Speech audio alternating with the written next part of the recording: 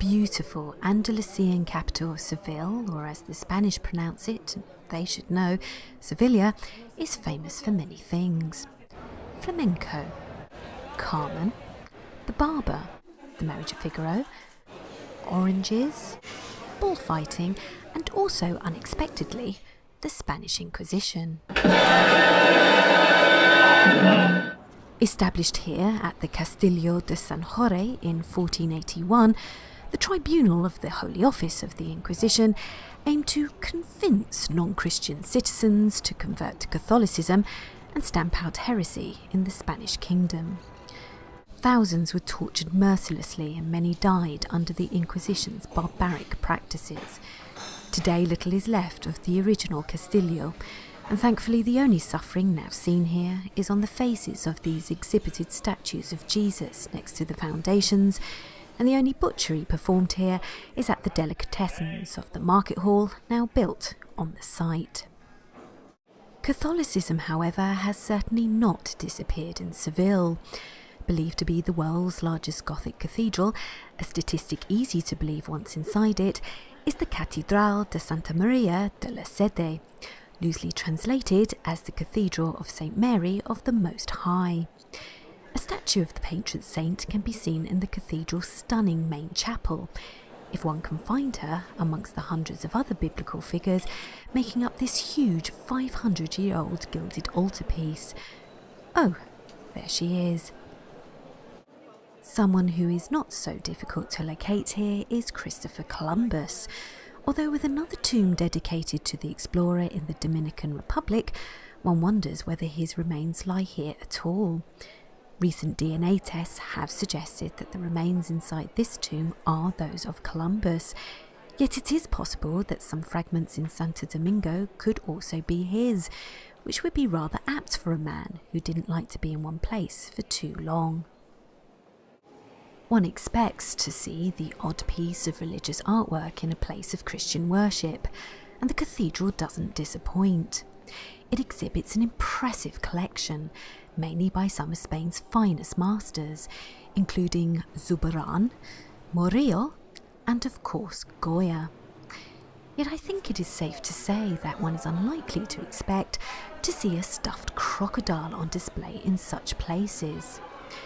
This one is a replica of the reptile gifted to King Alfonso X by the Sultan of Egypt in the 13th century.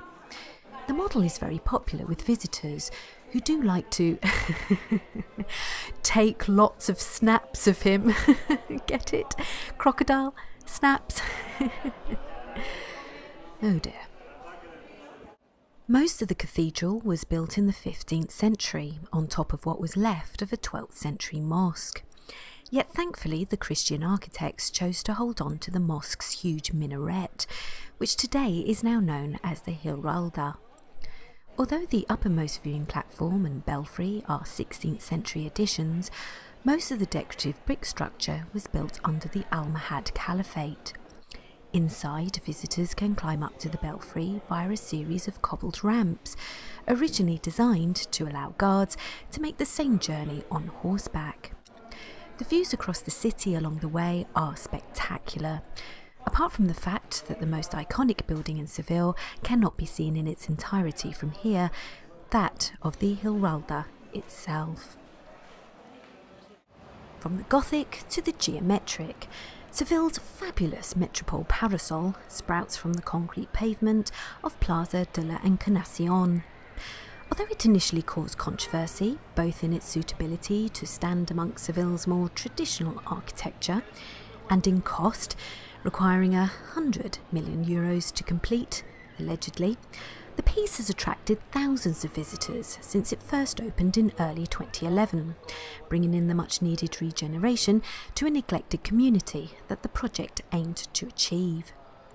Its fungus-shaped appearance from below has earned it the local nickname of Les Hadas de la Encarnacion, Incarnation's mushrooms, although personally I think it looks like a huge waffle.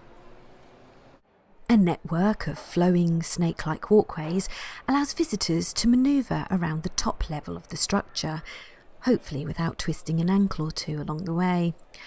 Not only can one enjoy stunning panoramic views from here, but also the ever-changing patterns of light and shade created by the honeycomb surface and the setting sun.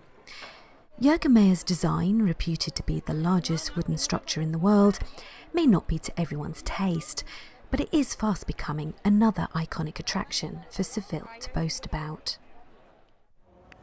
Is this the officers' bar in Cairo frequented by Lawrence of Arabia?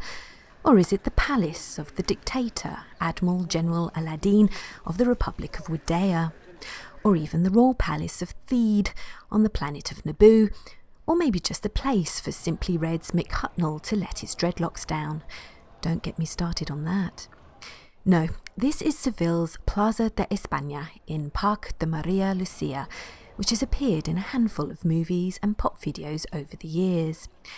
It was originally built as a showcase piece for the Ibero-American Exposition Fair, hosted by Seville in 1929. The building represents Spain, from its mix of Moorish revival and Art Deco architecture, depicting its ancient past, through to its 1920s present, to its collection of gorgeous tiled alcoves, each one representing a different province in the kingdom. This means that one can sit down and have a spot of lunch in a different part of Spain every day here without ever leaving the city, with the added bonus of keeping one's mobile and house keys out of the sun by placing them inside one of these handy little cubby holes. Very useful. The Plaza de Espana is not the only landmark in Seville to have appeared on either the silver or small screen. Game of Thrones fans will no doubt recognise this as the water gardens of the Kingdom of Doran. When the Sand Snakes and the Lannisters have gone on their mid-season break, Doran returns to being Seville's glorious Real Alcazar, a collection of royal palaces, rooms and gardens that in parts dates back to the 11th century and the Islamic era. Although Seville's medieval Christian conquerors despised the previous ruling caliphate, they were rather partial to its Moorish architecture. Successive kings remodelled and incorporated parts of the original Almohad Palace into the Morhilla Palace, a fusing of Christian and Moorish techniques that survives today. The magnificent Palacio del Rey Don Pedro, designed and built under King Pedro I in the 14th century, dazzles with its Moorish-style courtyards, stunning tile and plasterwork, and horseshoe arches. Its centrepiece is the Patio de las Doncellas, the courtyard of the maidens, that clearly was not to King Pedro's descendants' tastes. Someone, for reasons only known to themselves, chose to cover this sunken garden and pool with a marbled floor in the 16th century. King Pedro's original vision for the courtyard was only reinstated earlier this century, when archaeologists discovered it by chance. Yet not all the alterations to King Pedro's palatial vision are architectural sacrilege. Even though the marble floor is still intact in the connecting Salón de los Embajadores, the Hall of the Ambassadors, it's a shame that visitors are not allowed to lie down on it, because if I had got away with it, if they were allowed to lie on it, then they could enjoy the hall's fabulous 15th century dome ceiling without getting a crick in one's neck.